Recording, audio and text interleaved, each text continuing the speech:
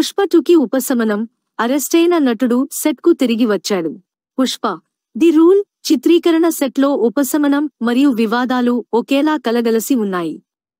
December 2023 ఆత్మహత్య ప్రేరేపణ కేసులో అరెస్టైన నటుడు జగదీష్ ప్రతాప్ బండారి ఇటీవల బెయిల్పై విడుదలై పుష్ప యొక్క కుడి చేయి కేశవ పాత్రను తిరిగి పోషించబోతున్నాడు.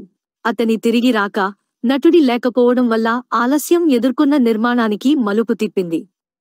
కానీ తీవ్రమైన చట్టపరమైన ఆరోపణలు ఎదుర్కొంటున్నప్పుడు ఒక నటుడి చిత్రంలో పాల్గొనడం యొక్క నీతి గురించి చర్చలను కూడా తిరిగి తెరిచింది. బెయిల్ బండారిని పనిచేయడానికి అనుమతిస్తుంది కానీ ఆరోపణలను తొలగించదు. ప్రస్తుతం హైదరాబాద్లో చిత్రీకరించబడుతున్న గంగమ్మ జాతర సన్నివేశంలో నటుడు పాల్గొంటున్నాడు. త్వరలోనే చిత్రీకరణ ఇతర ప్రాంతాలకు కూడా మారుతుంది.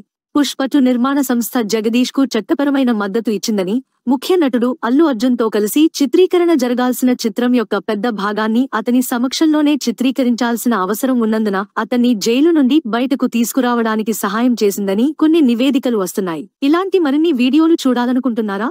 లైక్ చేయండి, షేర్ చేయండి, మా ఛానల్కి సబ్స్క్రైబ్ అవ్వండి.